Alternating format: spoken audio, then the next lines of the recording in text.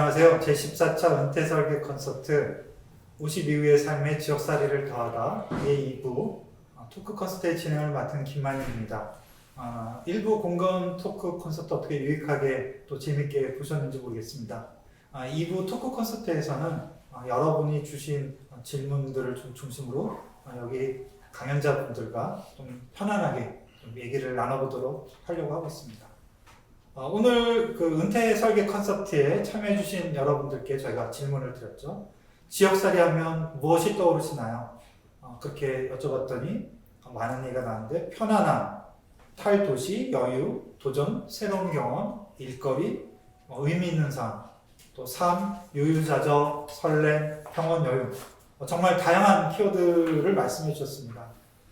저에게 만약에 물어보신다면 저는 전환이라는 단어가 좀 떠오르는데 좀 갑자기 너무 진지한 거 아니겠습니다만 지역살이를 위해서는 이제 삶의 공간도 저희가 바꾸고 또 관계도 이제 새롭게 해야 되다 보니까 우리 50+ 세대가 맞이하는 많은 또 전환과 비슷한 것이 아닌가 그렇게 좀 생각이 돼서 말씀드렸고 강연자 여러분들은 어떤 키워드가 가장 먼저 떠오르세요? 우리 또 신창현 선생님부터. 예, 저는 지역살이 그러면 이제 목욕탕이라는 단어가 먼저 떠오릅니다. 예. 섣달 금음날 되면은 우리 어렸을 때 목욕탕에 가서 이렇게 묵은 때를 싹 빼내고 다시 새롭게 시작하는 그런 기분이랄까. 그러니까 도시에서 살면서 이렇게 복잡함과 그 어떤 환경 속에서 살면서 좀 복잡하고 좀 어려웠던 그런 익숙한 거를 좀 싹 털어내고 뭔가 새롭게 시작하는 그런 기분이 지역살이에서 느껴지지 않을까라는 생각에 목욕탕이라고 말씀을 드려봤습니다. 예, 저는 새로운 경험입니다. 잘 모르는 어떤 지역을 처음 찾아 나선다는 자체가 새로운 경험이고 구체적으로 만나는 일상들이 기존의 생활들과는 다르기 때문입니다. 저 같은 경우에는 전혀 시골 생활에 대한 경험이 없었기 때문에 자연과 함께하는 삶이라는 것을 막연히 머리로만 생각했는데 구체적인 지역에서 일상을 살다 보니 그 생각이 머리에서 가슴으로 내려오는 경험을 했습니다. 몸을 움직여 일하는 것도 굉장히 싫어했는데 예전에는 쳐다보지도 않던 쑥을 제가 캐고 있고 나무도 심고 즐겁게 먹거리를 만드는 모습을 발견했기 때문입니다. 저는 당연히 도전입니다. 한두 가지가 아니죠. 주거나 인맥, 환경, 생활 모든 부분에서 새롭게 시작하고 도전해야 하니까요. 그렇지만 그 도전은 젊은 날의 도전처럼 치열하지는 않은 것 같아요. 우리가 그래도 50 이상 살아온 세대로서 마음을 좀 편안하게 가지고 우리가 그동안 해왔던 그런 경험을 바탕으로 하는 새로운 도전이지만 뭔가 경험이 깃들어진 즐거운 도전. 네, 그래서 새롭게 관계를 맺고 새로운 일을 배우고 저는 지역살이에서 그런 점이 참으로 좋았던 것 같습니다. 저는 아직은 도시와 농촌이 복합된 남원에서 지역살이를 꿈꾸시는 분들을 위해서 그런 일들을 하다 보니까 제 일이 아닌 나무 일로 생각이 되고 저는 오히려 시골 살다 보니까 도시살이를 한번 꿈꾸고 싶습니다. 그러시겠네요. 지역살이 하면 떠오르는 키워드를 저희가 좀 잠깐 공유를 해봤는데요. 지금부터는 이제 지역살이에 대한 궁금증을 좀 더 본격적으로 풀어보겠습니다. 시청자분들께서 많은 질문을 해주셨는데요. 질문에 채택되신 분들께는 여행처럼 시작하는 지역살이 가이드북 남원에서 살아보기를 선물로 보내드린답니다. 네티즌 리뷰 10점 만점에 10점 받았다고 누가 자랑하시던데 자, 내 질문 채택되는지 기대하시면서 끝까지 좀 집중해서 시청해 주시면 고맙겠습니다. 자, 지역살이에 대한 질문이 굉장히 이제 폭넓고 다양한데요. 첫 번째 질문 한번 볼까요? 수원시의 김호중님께서 질문하신 내용입니다. 김호중님 함께하고 계시죠? 지역살이 정확하게 어떤 의미인가요? 기존의 기농기천과 다른 건가요? 지역살이라고 하는 단어가 조금은 낯설게 느껴질 수도 있을 것 같고 또 뭐 기존의 기농, 기촌 이건 또 어떻게 좀 다른지 오늘 아무래도 배세근 관장님께서 한번 좀 먼저 설명을 해주시면 될까요? 네, 이번 질문 제가 먼저 말씀드리고 싶은데요. 우선 지역살이와 기농기촌을 구분해 보자면 지역살이는 우선 그 일정한 기간을 정해놓고 그 특정 지역에 그 관심 있는 지역에 가서 그 지역의 어떤 문화나 자원 또 생활상들을 한번 경험해보는 그런 부분이고요. 기초는 그 주로 은퇴자들이 그쪽 어떤 특정 지역을 정해놓고 그 자연 환경과 더불어서 전원 생활을 꿈꾸는 그런 형태 같습니다. 기농은 우선 그 소득원이 농업을 통해서 예를 들면 원예랄지 과수랄지 축산 이런 걸 주 소득원으로 인해서 농업을 기반으로 하는 삶을 꿈꾸는 그런 것이라고 볼 수 있겠습니다. 좀 이제 말씀하신 것들 좀 잠깐 정리해 보면 지역살이는 어떤 좀 지역에서의 삶을 좀 전반적으로 좀 체험을 해보고 좀 가볍게 탐색해야 하는 그런 의미가 조금 더 있다고 볼 수 있을 것 같아요. 그래서 상대적으로 이제 기농기촌에 비해서는 조금 부담이 덜한 그런 게 조금은 더 쉽게 한번 시도해 볼 수 있는 그런 것이 아닌가. 또 그게 또 장점일 수도 있을 것 같습니다. 지역살이. 그 다음 질문 한번 보면 이 질문도 좀 공통적으로 많이들 해주셨어요. 중구의 허순이님 외에 많은 분들이 주신 질문입니다. 지역살이를 여기 이제 해보신 분 아까 강연도 해주셨지만 해보신 분들이 있는데 실제로 해보니 어떠신가요? 지역살이를 해보니 생각했던 것처럼 행복하신가요? 앞 강연에서 지역살이 기간에 무엇을 하셨는지 이제 좀 소개도 해주셨는데 지역살이에 대해 이제 생각했던 것의 어떤 이상과 현실 그 차이가 어떤지에 대한 질문인 것 같습니다. 한번 뭐 좀 다른 부분이 있을 것 같은데 어떠셨는지 한번. 네, 저는 강연에서도 잠깐 소개해드렸듯이 정말 꿈 같은 시간으로 생각했던 것 이상으로 참 행복한 시간을 보냈습니다. 그런데 처음 1, 2년간은 호기심 어린 지인들의 발걸음이 잦아서 생활에 많은 활력이 되었지만 점점 발길이 줄어들고 마을에 쓰는 힘을 주고 받을 수 있는 연령대가 별로 없어 좀 심심한 생각이 솔직히 많이 들었습니다. 그래서 그 마을 단위를 뛰어넘어서 지역에서 그 또래를 만날 수 있는 소규모 모임이라든지 또 공통적인 관심사를 가진 사람들끼리의 모임이 꼭 필요할 것 같았습니다. 또한 이제 기본적인 생활비만 있다면 돈을 벌기 위한 일거리가 아니더라도 봉사할 수 있는 활동거리를 찾아서 보람과 활력을 갖는 것이 좀 중요할 것 같았습니다. 요즘은 지자체에서도 많은 아이디어들을 내고 있어 함께 어울릴 마음만 있으면 일이나 활동거리를 찾는 게 어렵지 않을 것 같습니다. 그리고 이건 뭐 아주 사소한 일일 수 있겠지만 저희 남편의 경우에 아주 겁이 많은 편인데요.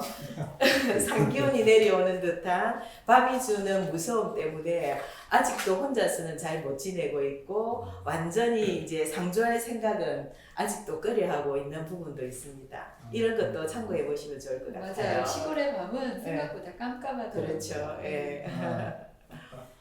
최영 선생님은 이제 지역살이를 위해 차근차근 준비하신 경우고 저는 가능한 다양한 경험을 바탕으로 이것저것 많이 해본 경우잖아요. 근데 이제 막상 현실에 닥쳐보니 문화적 차이는 말할 것도 없고 환경이나 노동, 삶의 태도 등에 대해서 굉장히 커다란 인식의 차이가 있었어요. 맞아요. 예를 들면 이제 제가 머물렀던 기농기촌 센터 근처에 풀이 굉장히 많이 나왔거든요. 저는 그냥 그 풀 보는 게 좋더라고요. 그래서 맨날 산책하면서 풀을 봤는데 어느 날 아침에 일어나 봤더니 풀이 하나도 없어진 거예요. 농부 아저씨가 제초제를 써서 싹 없애셨어요. 그래서 제가 아니 저 예쁜 풀을 왜 없애셨어요? 꽃같이 보면 되지. 그랬더니 농부 아저씨 하시는 말씀이 뱀 나와. 잡초로 보죠. 그러니까 그리고 잡초를 안 없애주면 뱀이 나온다고 말씀하시는 거예요. 그래서 내가 할 말이 없는 거예요. 뱀 나오는데 어떡해요. 그래갖고 이렇게 풀 한 포기를 보는 마음도 다르구나 그런 생각을 했는데 저는 정말 가능하면 많은 여러분들께서 지역살이를 조금 해보시고 그 다음에 이제 기농이나 기촌을 결심하시는 게 어떨까 싶고 다행히 정부에서 주관하는 여러 가지 프로그램이 굉장히 많아요. 지자체별로. 그런 것을 이용한다면 또 커다란 비용을 들이지 않고도 다양한 경험을 하실 수 있어요. 그러니까 이용하는 게 참 좋을 것 같아요. 저도 마음은 굴뚝 같은데 네. 실제 지역살이 실천한다는 게 생각보다 쉽지는 않다는 생각이 좀 들었습니다.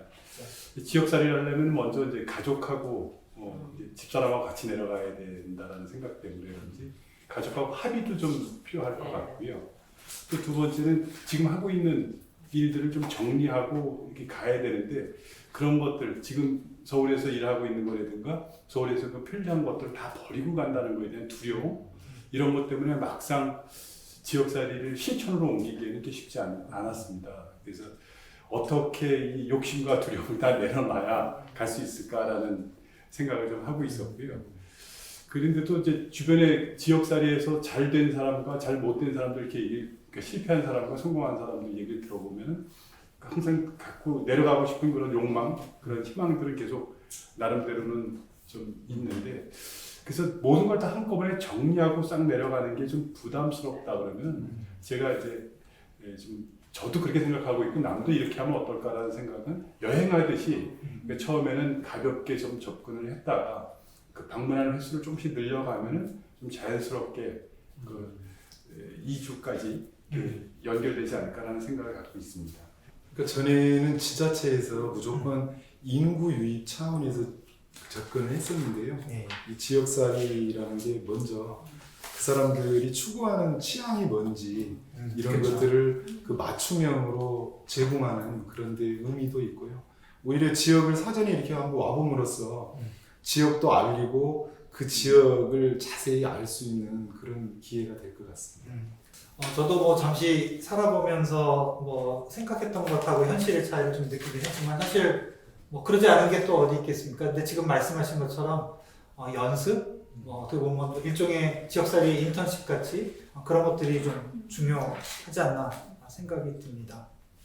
다음 좀 생각해 볼 게 요즘 뭐 가장 뜨거운 이슈죠. 이제 코로나19로 여행을 할 수 없게 된 상황이지만 그래서 지금 이제 바로 실천하기는 쉽지 않겠지만 좀 상황이 풀리면 또 고민 없이 가벼운 마음으로 좀 짧은 여행처럼 떠나보면 좋을 것 같은데 지역살이를 생각하는 분이라면 이제 누구나 궁금해하는 것이 있을 것 같아요. 바로 비용의 문제가 아닐까 싶습니다. 용산구의 심정민님 외에 정말 많은 분들이 질문해 주셨습니다. 대강의 비용이 어느 정도 필요한가 이에 대한 질문인데 이건 제가 이제 최근 작년 12월부터 한 석 달 살아보면서 제 기준을 잠깐 좀 말씀을 드려보면 저는 월 평균 생활비가 한 110만 원 정도 들었던 것 같아요. 좀 많이 들었다고 볼 수 있는데 어떻게 보면 이제 여기에는 이제 숙소가 한 50만 원, 여기 이제 난방, 전기, 뭐 인터넷 이런 거 다 포함된 거고요. 식비가 30만 원, 교재비, 뭐 선물이나 차값 이런 거 한 10만 원. 또 저는 이제 개인 승용차를 이용해서 이제 주유비가 한 20만 원 정도 들었고요. 이게 만약에 한 두 사람이 했다 그러면 제가 볼 때는 식비나 이런 게 더 좀 추가돼서 150만 원 정도 순이 될 것 같습니다. 근데 이제 말씀드렸듯이 이제 이 예시는 저 개인적인 경우고 숙소를 조금 더 저렴하게 한다거나 개인 승용차를 좀 사용할지 말지 또 수도권을 오가는 횟수나 여행을 다니는 횟수 이런 거에 따라 좀 편차가 클 수 있을 것 같은데 또 최 선생님 경우는 좀 다르실 수도 있을 것 같은데. 예, 저는 이제 이미 집을 가지고 있었기 때문에 숙박비는 들지 않았고 그렇지만 겨울에는 좀 굉장히 춥기 때문에 겨울에 난방비가 좀 많이 들었던 것 같습니다. 그래서 보통 월 평균 난방비는 한 30만 원 정도 됐던 것 같고요. 식비들은 가끔씩 읍내에 가서 외식도 하다 보니 한 월 3, 40만 원 들었던 것 같고 또 저희가 차가 없기 때문에 저희 부부가 서울에 한 번씩 오가는 비용이 한 달에 한 번쯤이라도 한 15만 원 정도 들었던 것 같고요. 기타 비용들 생각하면 어쨌든 아껴 쓴다고 생각하면 한 100만 원 정도면 충분치 않을까라는 생각이 들었습니다. 예. 그리고 또 마을 어르신들과 좀 친숙하게 지내다 보니 어르신들께서 웬만한 반찬할 거리들을 좀 가져다 주시고 또 저희들은 또 다른 것을 대접해 드리게 되다 보니까 쌀과 단백질 거리만 좀 산다면 웬만큼은 좀 자급자족하지 않을까라는 생각도 들었습니다. 그리고 또 겨울 난방비 같은 경우도 생활하다 보니까 뭐 방안 벽지를 만든다라든지 또 외벽에 나무를 덧대다든지 또 어떤 분들은 화목난로 같은 것도 사용하시면서 난방비도 좀 많이 줄이는 경우들을 봤거든요. 그리고 또 우리가 서울 생활과 비교했을 때 서울에서는 아무래도 기본적인 아파트 관리비가 한 15만 원 정도 나가고 또 의료보험비도 농어촌 지역을 가면 좀 감면되는 게 있더라고요. 50%. 예. 많아요. 그래서 이런 것들을 생각하면 우리가 사실은 그렇게 많지 않은 돈으로 시골살이, 지역살이를 할 수 있지 않을까 생각이 들었어요. 예. 네, 저도 그렇게 네. 생각해요. 저는 이제 홍천 군청에서 운영하는 체험형 귀농귀촌센터에 있었던 건데 방 하나, 거실 하나, 주방이 같이 있는 꽤 좋은 숙소랑 그 다음에 60평 정도의 개인 밭 그리고 공동 텃밭이 또 있었고요. 그리고 하루 4시간의 교육시간 이걸 모두 포함해서 한 달에 20만 원 정도를 지불했어요. 진짜 저렴하게. 예, 근데 문제는 이제 홍천은 워낙 추운 데라서 난방비가 많이 들었어요. 그리고 제가 또 농장 같은 데 견학할 때는 개인적으로 조그만 기념품 같은 거 이거는 제가 또 귀농귀촌 하시려는 분들한테 당부드리고 싶은 얘기인데 기왕에 농장 같은 데 가실 때 빈손으로 가시기보다는 작은 선물이라도 준비해 가시면 훨씬 더 부드러워지는 것 같더라고요. 재미가 그래서 이제 그런 거 준비하는 비용 정도가 추가로 들었고요. 나머지는 뭐 서울에서도 어차피 식비 드는 거고 뭐 그래서 근데 이제 전국에 이러한 체험형 귀농귀촌 센터가 뭐 홍천, 완주, 제천, 물론 남원 등 여러 곳에 있으니까 적극적으로 이런 시설들을 꼭 한번 이용해 보신다면 적은 비용으로 귀농귀촌을 체험해 보시고 심지어 시행착오에서 오는 비용도 줄일 수 있을 것 같아요. 저도 갑자기 땅 사고 집 사는 게 좀 구애가 되네요. 그건 그거대로 좀 장점이 있죠. 예, 제가 볼 때는 지역마다 그 여건에 따라서 비용 차이가 조금 있을 수 있겠는데요. 그 지역에서 제공하는 어떤 인적이나 물적인 그런 사업들하고 연결을 해보는 것도 비용을 절감하는 좋은 방법일 것 같습니다. 그렇죠. 참고로 우리 남원시 같은 경우에는 귀농귀촌 가족 실습 농장을 10세대 운영하고 있고 또 귀농의 집을 13가구 운영을 하고 있는데 월 임대료가 20만 원 정도 됩니다. 그러면 그 수도세를 뺀 나머지 공과금은 거의 뭐 인터넷이랄지 전기하면 한 5만 원 정도 되니까 그 임차하는 데 있어서 다른 지역보다 한 20만 원 내외 정도, 그래서 한 80만 원 정도 되는데요. 아마 저희보다도 더 또 좋은 조건이 있을 수도, 요즘 이제 지자체마다 이런 것을 준비를 많이 하고 있으니까 그런 도움을 받을 수 있을 것 같습니다. 그리고 그 지역에 가서 이런 생활비들은 요즘 이제 신중년이랄지 이런 그 재취업을 위해서 경력을 연계한 그 봉사하고 연계한 그런 그 비용도 충당할 수 있는 뭐 시간 시급으로 해서 우리 그 기준에서 지원을 하고 있으니까요. 그런 제도를 활용을 하면 지역민들하고도 더 가까워질 수 있고 생활비도 줄일 수 있는 그런 요인이 될 것 같습니다. 네, 이렇게 뭐 이제 말씀 뭐 하신 것처럼 조금씩은 다르지만 상황에 따라서 지금 배 과장님 말씀하신 것처럼 어떤 우리가 미리 지역에서 또 제공하고 있는 그런 여러 다양한 프로그램들을 좀 더 공부하고 또 신청해서 하면 보니까 뭐 지금 한 뭐 인당 뭐 많아도 한 80만 원 정도 수준에서 이제 되는 것 같습니다. 그리고 이제 다음으로 좀 저희가 또 이제 생각해 볼 거는 지역살이는 해보고 싶은데 어느 지역으로 뭐 상당히 많이들 궁금해하실 것 같아요. 어느 지역으로 결정해야 할지에 대해서 관악구의 권정자님 네, 많은 분들이 또 질문을 하셨어요. 그래서 지역살이를 제일 잘 지원하는 지자체는 어디입니까? 어떤 프로그램이 있는지 얘기를 나눠보도록 하겠습니다.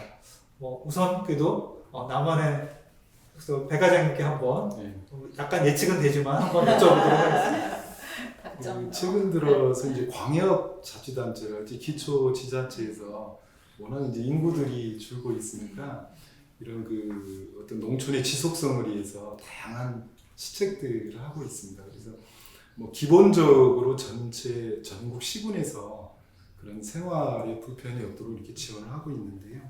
그 중에 이제 귀농귀촌인들이 초기에 정착하는 데 있어서 어려움 또 실패 요인들을 분석을 해보면 준비를 안 하고 이렇게 오셨다가 그 다시 그 역으로 되돌아가시는 분들이 있어요. 그래서 유치도 중요하지만 안정적으로 정착하는데 그런 데 중점을 두고 지원을 해야 될 것 같습니다. 그 저희 주변에 보면 이제 전라남도 같은 경우에는 그 지역 살아보기를 어떻게 보면 선도적으로 좀 광역 중에서는 하고 있는데요. 그렇죠. 거기는 이제 일반하고 특화형으로 나눠서 기본적으로 기농 기촌에 필요한 또 지역살이에 필요한 그런 어떤 기초 정보랄지 또 거기에 그 생활 이런 기본 체험하는 교육을 일반형으로 하고 또 이제 여기서 정착하시는 분들은 아무래도 생계하고 유지 연결이 돼야 되니까 그런데 뭐 특산품을 이용한 농식품 가공업이랄지 이런 어떤 전문 교육도 서비스하는 그런 특화형으로 구분을 하고 있어요. 여기 또 요즘에 뭐 그 경남에서도 지역을 선정해서 하고 있는데 저희 전라도도 열심히 하고 있어요. 예. 다른 데도 그렇지만 그 중간 조직이라는 것을 도에서 만들어가지고 충남도 하고 있지만 그렇게 운영을 하고 있어서 활용해 보시는 것도 좋을 것 같고요. 저는 개인적으로 어떤 지원 체계나 여건 여러 가지 종합했을 때 우리 남원이 으뜸이라고 생각합니다. 아, 그렇죠. 나머지 소속이라고 그렇게 말씀하시는 거 아니죠? 절대 그렇지 않습니다. 그래요? 저는 아무래도 홍천을 경험해 본지라 아. 홍천이 좋았고요. 또 제 여동생이 완주에 있는 기농기촌센터에 지금 현재 있거든요. 그래서 그곳을 자주 방문했는데 거기도 참 좋더라고요. 남원도 물론 좋겠죠. 어쨌든 각 지자체별로 훌륭한 프로그램이 많이 있으니까 적극 찾아서 이용하신다면 좋겠습니다. 예. 아무래도 인구 소멸 이슈가 심각한 지역이 더 적극적으로 보일 수 있는데요. 지금 우리가 아는 농촌은 앞으로 그 20년, 30년 후에 어떤 모습이 될까? 그러니까 이제 고령화가 급속히 이루어지고 있고 청년 지금 그 농업 인구는 전국적으로도 9,500명 정도밖에 안 되는 아주 심각한 실정입니다. 그래서 이런 것들을 그 어떻게 극복해 나가고 농촌의 지속성을 유지해 나갈 것인지 지자체들이 적극적으로 고민을 하고 있다는 말씀을 드리고요. 그 남원 살아보기의 감점은 직접 체험하셨지만 청정 지리산하고 맞아요. 섬진강입니다. 네, 맞아요. 과장님 말씀에 조금 힘을 보태드린다면 그동안 잊고 있었던 남원을 다시 가보게 되니 제가 다른 지역에 집을 마련한 게 조금 후회가 되더라고요. 제가 좀 아픈가요? 네. 그래서 다시 관심을 갖고 보니 남원이 진짜 참 매력적이긴 하더라고요. 그렇죠. 예. 저희도 열심히 더 준비를 네. 하겠습니다. 네. 저도 여행 관련 일을 이렇게 하면서 네. 전국을 이렇게 돌아다니면서 보는데 네. 남원이 또 나름대로 이렇게 아주 엄청난 매력을 갖고 있는 그런 지역이더라고요. 그래서 그 매력을 몇 가지 이렇게 정리해 보면은 그 지리산 둘레길 22구간을 같이 이게 포함하고 있는 그 자연 친화적인 도시다라는 생각이 들었고요. 두 번째는 그 실상사가 어떤 면에서는 그 귀농귀촌의 메카라고 할 수 있는 지역이라든지 거기서 배출된 그런 젊은 분들이 그 나름대로 좋은 커뮤니티를 이루면서 그 잘 적응하고 계신 모습을 보니까 되게 좋았고 그 특히 좋았던 거는 어떤 면에서 시골일 수도 있는 그 남원 지역에 고등학교, 초등학교, 중학교에 젊은 학생들이 굉장히 많더라고요. 그리고 마을에 젊은 사람들이 되게 많다라는 게 어떤 면에서 되게 생기가 있어 보이고 뭔가 활기가 있어 보여서 그런지 다른 지역보다는 좀 많이 차별화되지 않느냐라는 생각이 들었습니다. 그리고 또 마지막으로는 저 과장님이 말씀하신 것처럼 남원시에서 여러 가지 이런 귀촌 귀농 하신 분들을 위한 어떤 일자리 정책이나 이런 것들이 뭔가 또 계속 좀 뭔가 좀 차별화해서 지원해 줄 수 있는 그런 것들을 좀 많이 제공해 주지 않느냐라는 생각이 좀 듭니다.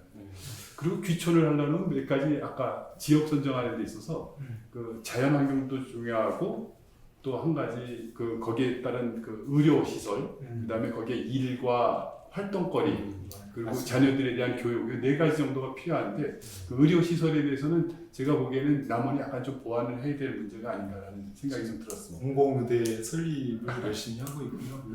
그 말씀하신 대로 그 남원의 그 살려면은 우리 농촌 문제, 특히 그 과소화 문제를 걱정하는 여러 학자나 학계나 뭐 연구기관에서 주목하는 지역 중에 하나예요. 그러니까 그 농촌의 인구가 계속 줄었지만 살래는 뭐 10년 전, 20년 전 인구가 그대로 유지가 되고 있고요. 예. 그 산골 마을인데 초등학생이 100명이 넘는. 와. 그거는 이제 그 아까 기농 학교를 통해서 기농 기촌을 하신 젊은 분들이 계속 이제 아이들이 이렇게 많이 낳고 그러니까 생기도 돋고 그런 지역으로 아주 특별한 지역으로 볼 수 있는. 네. 그리고 이제 뭐 산내 같은 경우 뭐 보편적인 그런 모습은 아닐지라도 우리가 이런 지역살이를 통해서 또뭐 농촌의 그런 여러 이슈들을 해결하는 데 참고할 만한 그런 사례들은 좀 제시를 해주는 것 같습니다. 지금 이제 저희가 뭐 전남, 특히 남원 이야기를 이제 많이 나누고 있는데 뭐 그 외에도 많은 지자체들이 지역살이에 대해서 고민하는 건 우리도 저희 잘 알고 있고 뭐 이제 전북의 경우에도 이제 제가 최근에 들어보기에는 이제 기존에 이제 살아보기에서 또 좀 나아가서 약간 중소기업들이 전북에 이렇게 지사를 설립하고 뭐 원격 근무를 할 수 있는 그런 고민들도 이제 하고 있다고 하더라고요. 뭐 이제 이런 여러 또 좋고 매력 넘치는 이제 지역이라고 하더라도 도시 생활을 하던 사람들이 지역에서 이제 살아보려고 그러면 많은 또 애로사항도 있지 않겠습니까? 그래서 또 이제 질문이 하나 있는데 성동구의 서옥성님 외에 많은 분들이 물으셨습니다. 지역살이 선배로서 지역살이에 있어 고려해야 하는 애로사항은 무엇인지 그것을 극복하기 위한 꿀팁 하나씩만 좀 방출해달라고 하셨는데 뭐 이건 한번 좀 선생님부터 한번 해주시겠습니까? 네. 친하게 지낼 누군가를 만드는 게 애로사항을 해결하는데 많은 도움이 됩니다. 예, 저희는 운 좋게도 부동산을 계약하는 자리에서 마을 주민을 만나게 되어서 처음 생활에서 오는 소소한 어려움들을 해결하는데 많은 도움을 받았습니다. 지금도 그분은 60대 초반으로 혼자 사시고 계시기 때문에 저희들은 은혜를 갚는 마음으로 마땅한 동거인이 없을지 계속 알아봐드리면서 친밀감을 유지하고 있어 서로에게 좀 힘이 많이 되고 있는 상황입니다. 또 한 가지 말씀드린다면 많은 돈을 들여서 멋진 전원주택에 들어가면 어떨지 모르겠지만 시골에는 파리들과 자잘한 벌레들이 많아서 굉장히 좀 불편하고요. 인적이 드문 저녁 시간이 빨리 시작되어서 어둡고 긴 밤이 무섭고 좀 낯설기도 합니다. 그 긴 밤을 무엇을 해야 될까 싶기도 하고요.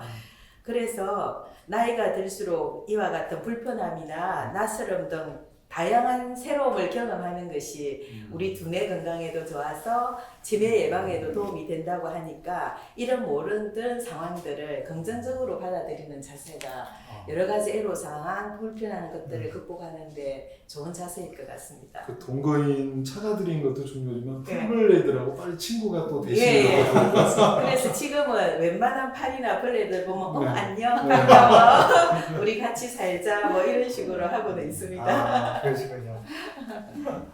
네, 저는 뭐 아무래도 비슷한 얘기인데 네. 관계가 가장 중요한 키워드라고 그렇죠. 생각합니다. 근데 관계에는 두 가지가 있죠. 그 토박이신 지역민들과의 관계, 그리고 함께 귀농 귀촌을 하신 분들과의 관계. 이 두 가지 관계 어느 것 하나 소홀히 하지 않게 다 중요한 관계라고 생각하는데요. 이제 지역 주민과 동화할 수 있는 방법으로 제일 중요한 거는 배우는 자세와 참여라고 생각합니다. 당연히 뭐 배울 게 너무 많죠. 농사일부터 시작해서 그런 거를 여쭙고 배우면서 관계 맺기를 시도하고 그 다음에 마을 부녀의 부역 참여라든지 마을 체육대회에 적극적인 참여를 하면서 관계를 지속시켜 나가는 게 되게 중요한데요. 저는 이제 부녀회에서 한 번은 내일 5시에 꽃씨를 심겠다고 다 부역을 나오라고 그러더라고요. 그래서 저 꼭 나갈 거라고 걱정 마시라고. 꽃을 좋아하니까. 네, 근데 그 다음날 당연히 나갔죠. 나갔는데 한 명도 없는 거예요. 저밖에 없는 거예요. 그래갖고 아니 어떻게 된 거냐고 나 나왔는데 전화 드렸더니 지금 오후 5시잖아. 우리 새벽 5시에 모여서 다시 만나는 거예요. 근데 이게 되게 우스갯소리 같지만 그만큼 생각이 다른 거예요. 저는 5시 하면 당연히 오후 5시였고 근데 되게 안타까웠던 건 제가 마을 부녀회 분들하고 좀 친해지는 계기가 될 수 있었는데 뭐 제가 하루 정도 일찍 일어나서 나갈 수도 있었는데 몰라서 오후 5시에 나가서 결국 부역도 못하고 같이 친해지지도 못하고 근데 이렇게 어쨌든 그 지역민들하고 이런 배우려는 자세 또 적극적인 참여 이걸 통해서 계속 관계 맺는 게 제일 중요하다고 생각합니다. 뭐 선생님은 어떠세요? 네, 저는 아직 지역살이 이게 본격적으로 살아본 경험 많지 않아서 그냥 단지 제가 우려했던 내용들을 좀 이렇게 얘기해 본다면 그러니까 아플 때 갈 수 있는 인근의 병원이 도심에서 살 때는 되게 많아서 좋았는데 과연 지역에 내려갔을 때도 그런 의료 혜택을 제대로 받을 수 있을까라는 그런 고민, 그렇죠. 애로사항이라고 생각되는 것 중에 하나고 그 다음에 뭘 할 수 있을까 하면은 내가 과연 할 수 있는 것들을 잘 찾아낼 수 있을까 이름 활동거리가 거기에 잘 연계될 수 있을까라는 그런 고민 그리고 아까 말씀하신 것처럼 도심에서는 사실 옆집에 누가 사는지 잘 모르잖아요. 근데 시골에 가면은 지역살이를 하게 되면은 뭐 내 숟가락이 몇 개인지 옆 사람이 더 잘할 정도로 이렇게 오픈되게 살아야 되는데 이제 그렇게 오픈돼서 살았을 때 과연 쉽게 거기에 적응할 수 있을지 이제 이런 것들이 좀 걱정은 됩니다. 근데도 불구하고 아까 말씀하신 것처럼 살다 보면은 조금씩 동화돼 나가면은 이제 가능할 거다라는 생각은 하고 있는데 아직 본격적으로 살아보지 못해서 그냥 생각만을 말씀을 드립니다.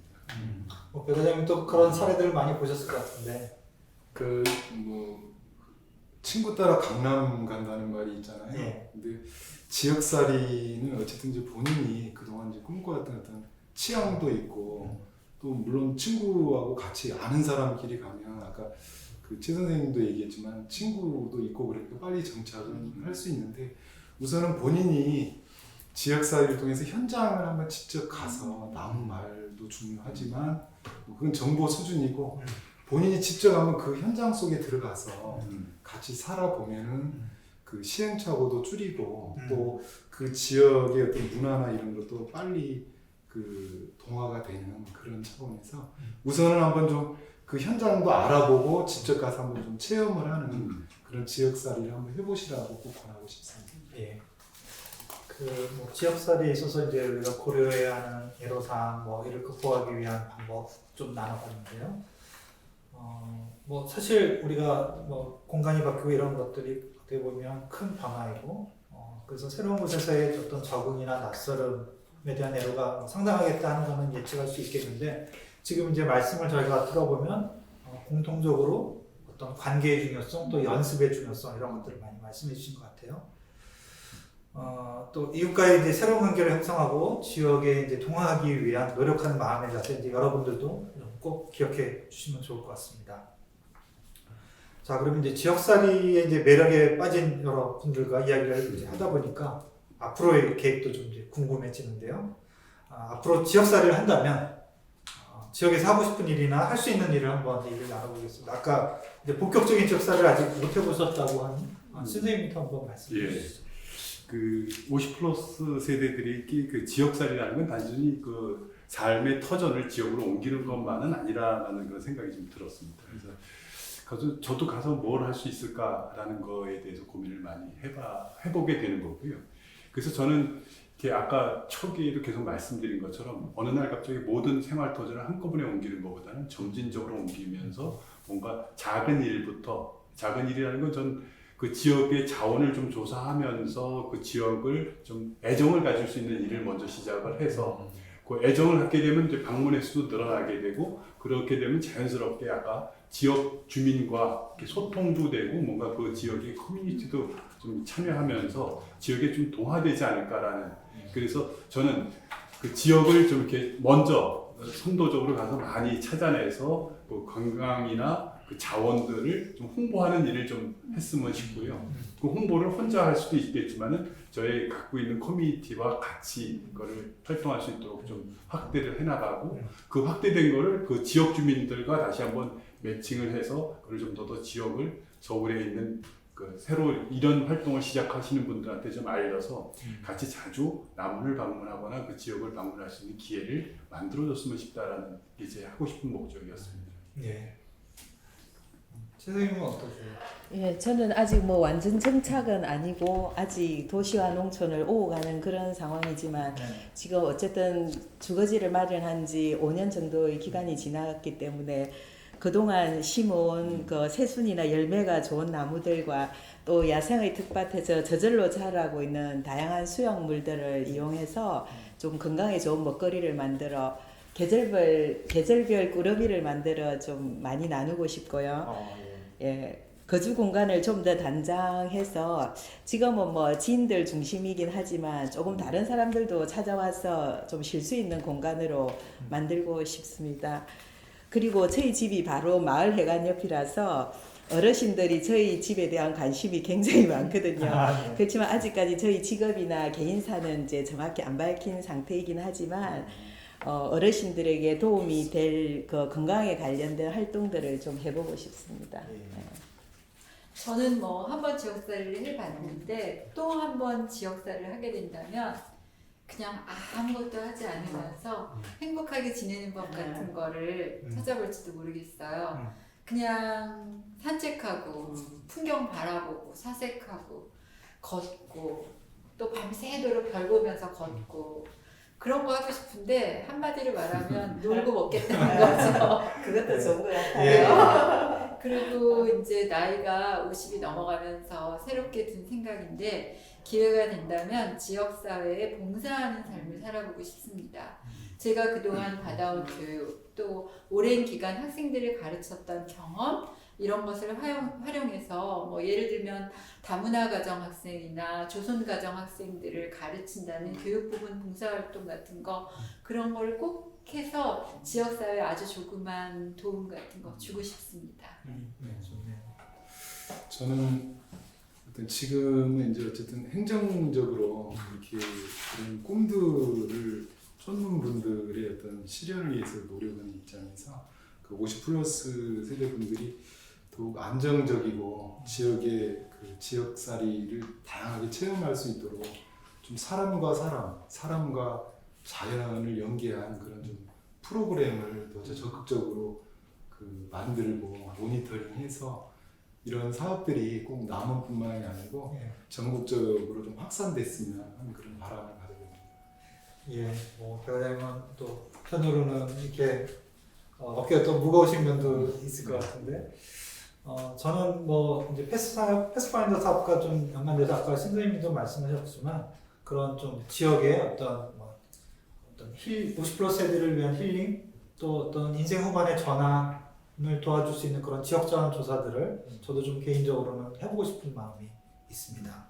뭐 모든 분들 멋진 계획을 뭐 갖고 계신데. 또 저희가 최근에 사실 뭐 큰 변화를 맞이하고 있죠. 이제 코로나19 사태를 맞이해서 사실 저희도 이 토크 콘서트를 오프라인이 아니라 온라인으로 이렇게 하고 있는데 코로나가 벌써 우리 삶에 많은 영향을 미치고 있고 앞으로도 또 많이 영향을 미칠 것으로 이제 보고 있는데 어떤 이 코로나로 인한 지역사회에도 분명 어떤 큰 변화가 있지 않을까 그런 생각을 하는데 뭐 어떻게 생각하시는지 그 제가 생각하기엔 코로나19로 인해서 어쨌든 간에 이런 그 지역살이나 이런 여행 같은 것들은 당분간 좀 제한이 되지 않을까라는 생각을 하고 있습니다. 사실 지난 몇 달 동안 제가 이 해파랑길을 걸으면서 이 시골 지역을 그러니까 쭉 해안 지역을 이렇게 다니면서 느꼈던 감정인데 식당에 들어가서 외지인에 대한 경계 같은 것들이 약간 좀 이중적이라 할까요? 손님이 하나도 없는데 들어와서 고맙다는 생각도 있겠지만은 저 친구가 어떤 상황에서 날 들어왔는지 모르는 거에 대한 경계감, 그래서 그 외지인에 대한 경계감이 그 전보다는 좀 많이 좀 고조화되지 않았는가라는 생각을 좀 하고 있습니다. 그래서 어쨌든 백신이 개발돼서 이런 환경이 빨리 해결되기를 좀 바라고는 있지만은 그래도 어쨌든 시니어들이 그 지역을 자꾸만 내려가서 그런 코로나19에 대한 안전을 같이 이렇게 극복할 수 있도록 같이 활동을 해주면은 더 빨리 좀 이런 환경에서 좀 벗어나지 않을까라는 생각은 하고 있습니다. 예. 네, 저도 그런 생각을 더욱더 하게 됐는데요. 이제 유사시 진료가 쉬운 의료 환경인지가 조금 우려된 한편인데요. 예를 들면 그래서 저는 평소에 그 지역에 위치한 병원, 의원의 위치를 정확히 파악해두고 또 접근성이 어떤지 한번 알아두는 게 유사시에 도움을 받을 수 있는 방법이 아닐까 생각합니다. 농촌 지역에 이제 물론 그 코로나로 거리두기도 하고 있지만 그 방송에 알려진 대로 농산물 소비도 예를 들면 뭐 학교들이 휴교를 하니까 그런 친환경 그 농산물을 많은 비용을 들여서 생산을 해놓고 유통이 안 되는 그런 경우도 있고요. 또 이런 이제 체험을 오지 않다 보니까 그런 이제 체험을 통해서 그 농촌의 이제 문화도 알리고 또 숙박 시설이랄지 이런 부분들이 작년에 비해서 거의 한 10% 정도 수준밖에 미치지 못하고 있어요. 아마 전국적인 현상일 것 같아서 이번에 이제 이런 경험을 통해서 그 코로나 상황에 대해서 다른 분야들도 정부에서 적극적으로 노력도 하고 있지만 우리 그 받아들이는 수용하는 분들 입장에서도 그런 소독이랄지 이런 체계 또 운영 프로그램이랄지 이런 것까지 한번 그 되짚어보고 새로운 방향으로 가는 그런 대책을 뭐 정부도 그렇고 또 지자체도 그렇고 또 그걸 준비하는 분들 또 방문을 하고자 하는 분들이 복합적으로 한번 고민도 하고 대책을 세워야 될 거로 생각합니다. 예. 코로나19로 부정적인 영향이 전혀 없다 그러면 거짓말일 거고 상당히 영향을 받을 걸로 예상을 하고 있습니다만 또 한편으로는 아까 이제 저희가 강연 때도 얘기를 나눴지만 여행의 패러다임 자체가 어떤 체류형 또 체험형 장기 체류 쪽으로 좀 전환되는 거는 그나마 그 코로나19 속에서도 좀 지역살이에 저희가 좀 한번 생각해보는 아까 이제 배관님 말씀하신 지대님 말씀하신 그런 것들이 전제가 된다면 또 한번 좀 작은 좀 희망을 가져볼 수 있지 않을까 그런 생각도 좀 한편은 해봅니다. 오늘 이제 지역살이 매력에 빠진 이렇게 50+ 세대분들과 이야기를 나눠보니까 40분이 훌쩍 지났는데요. 마지막으로 오늘 참여하신 소감이 어떤지 또 유익한 시간 되셨는지 즐거운 시간 되셨는지 좀 마지막 말씀 좀 부탁드리겠습니다. 최 선생님부터 한번. 네, 지역살이에 이렇게 관심을 가지고 적극적으로 많이 고민하시는 선생님들을 이제 만나 뵙고 보니까 저도 5년 전 새로운 곳에서 적응해 가던 기억이 새록새록 다시 나고 또 다시 계속 좀 열심히 잘 해봐야겠다는 생각이 듭니다. 저희 경험이 작으나마 좀 도움이 됐으면 좋겠고요. 이렇게 만난 선생님들과 앞으로 계속 교류를 하면서 서로 힘을 주고 받을 수 있는 그런 계기가 되었으면 좋겠습니다. 예. 네, 저도 저 자신 스스로에게 평소에 가지고 있던 생각을 정리해 볼 수 있는 좋은 기회였고요. 또 제가 경험한 8개월이라는 아주 짧은 지역살이지만 그 이야기를 여러분들한테 직접 전할 수 있는 계기가 되어서 좋았습니다. 저는 지역살이 꿈을 같이 오늘 이렇게 함께해서 되게 행복했고요. 특히 남원에서 살아보기를 하면서 그 남원을 다시 보게 된 계기에 대해서 되게 감사드리고 있습니다. 네. 특히 그 길석 갤러리에서의 하룻밤, 저희 모두 예, 함께했죠. 하룻밤 했던 네. 그 아침에 일어났을 때 그 태풍전.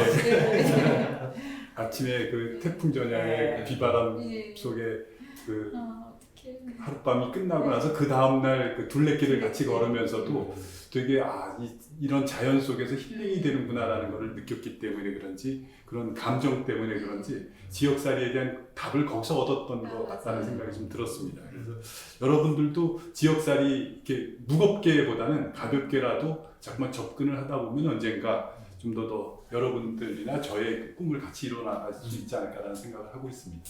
예. 배 과장님은 이제 50+ 세대의 입장으로 참여하신 것도 있고 또 한편으로는 지역의 어떤 이런 지역살이의 또 담당 책임자로서 참여하셔서 또 다른 느낌이셨을 것 같은데. 그 50+ 세대들의 어떤 다양한 그런 그 관심, 지역사회에 대한 뜨거운 관심을 느낄 수 있는 자리였고요. 이런 분들의 그 관심이 단순히 관심으로 끝나는 게 아니고 어떤 체험도 하고 실현이 될 수 있도록 그런 준비를 더 좀 해야 되겠다는 그런 책임감도 느꼈고요. 앞으로 이런 것들이 또 우리 그 도시와 농촌을 연결해주는 그런 매개 역할을 할 수 있을 것으로 기대도 하고 있습니다. 그 지역살이 하기 좋은 데가 많이도 있지만 남원이 딱 좋습니다. 남원으로 많이 오시길 오시면 환영하고 저희가 열심히 돕겠습니다. 네. 예. 오늘 이제 막연하게 생각했던 저희가 지역살이를 이제 조금 더 구체적으로 내 삶에 이렇게 끌어들여서 그려본 시간이었습니다. 또 여기 참여하신 50+ 세대의 어떤 경험 가치에 또 온라인으로 참여해주신 여러분들, 그래서 어떻게 보면 나도 한번 시작해볼까? 좀 그런 마음이 드셨는지 모르겠습니다. 제가 볼 때는 이제 기존에 우리가 여행 따로, 고령화 문제 따로, 농촌 문제 따로 이런 것들이었는데 어떻게 보면 이 지역살이라고 하는 걸 통해서 그런 것들을 좀 같이 해결해 볼 수 있는 좀 실마리를 잡아볼 수 있지 않을까 이런 생각도 좀 해봤고요. 올해도 이제 서울시 도심권 50플러스 센터와 이제 패스파인더가 뭐 남원 또 남원 외 지역에서 어떤 지역살이와 관련된 그런 새로운 좀 시도들을 상황이 되는 대로 좀 해보려고 하고 있습니다. 이제 보다 자세한 내용은 구체화되는 대로 저희가 또 여러분들께 알려드리도록 하겠습니다. 그럼 이것으로 제14회 은퇴설계 콘서트 50 이후의 삶의 지역살이를 더하다 모든 과정을 마치겠습니다. 여러분 시청해주셔서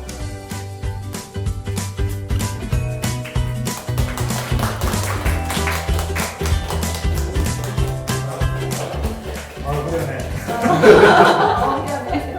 고생하셨습니다. 너무 좋았어요. 우리 처음부터 다시 하면 훨씬 나을 수 있는데. 어, 운전